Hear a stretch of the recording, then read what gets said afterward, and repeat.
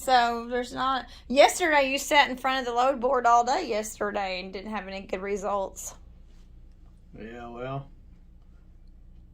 that's the thing about looking for loads. You could sit here all week and not come up with anything. Of course, there's people that haul stuff for dirt cheap, but so the last couple of loads that I hauled were both right at $3.36 a mile, and that's pretty freaking cheap.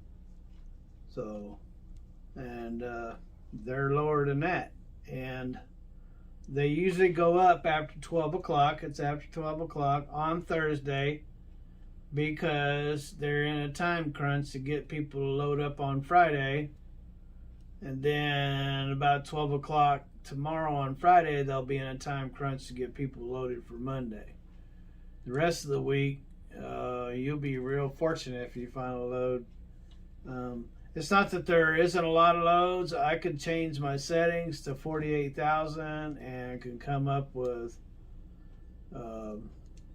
10,000 loads. I mean, so there's loads out there. It's just people are hauling them for dirt cheap. So you haul them for dirt cheap and they'll sell them for dirt cheap. That's how that works. Yeah, and then that ruins it for the rest of everybody else. That ruins it. I mean, brokers wouldn't pocket the money if you wouldn't haul the stuff for dirt cheap. So.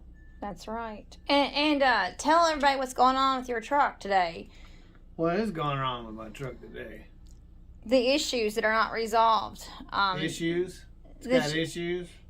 You were working on it this morning when I went to the post office. So, a while back, the alternator went out, and on the APU, which it's a carrier, meaning it's a piece of junk, and even though it is low hours, don't have hard, but it's been nothing but trouble ever since I got the truck. But anyway, it's poor design. And anywho, so I got an alternator, and after I put the alternator on, the low voltage, it always had the low voltage. If it got below a certain voltage, it would automatically start. Wouldn't do that no more. And so I thought it had something to do with the alternator, but I got to thinking, I noticed that the buzzer doesn't come on anymore either. So I was thinking maybe the buzzer has something to do with the low voltage. So I took the buzzer apart, and it looks like it's had water damage and corrosion and stuff. And so that's more than likely why it didn't work. And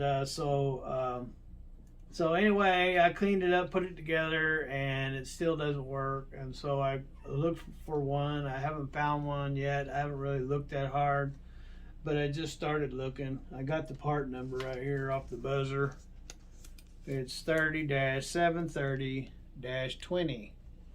The buzzer for the carrier part I need. Anyway, so that's what's going on with the truck. And the door closed real nice, so I also changed on the door, what do you call that?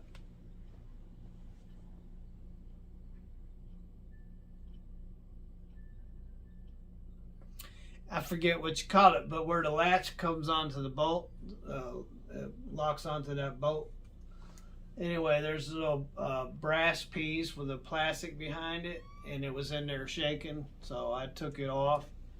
And my 350 had some brand new ones in a package, and so I tried one of those, and I had to take there was a washer that holds it out.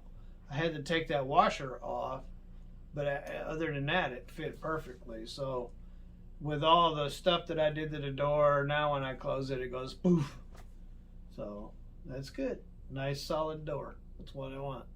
Maybe it'll be a while before it locks me back in again. Yeah, that's true. That's true. Anyway, ladies and gentlemen, Ruthie B is giving me the finger. Yeah. I got a load paying halfway decent going to California. But you can't take the truck into California. Because of all the emissions, clean air emissions.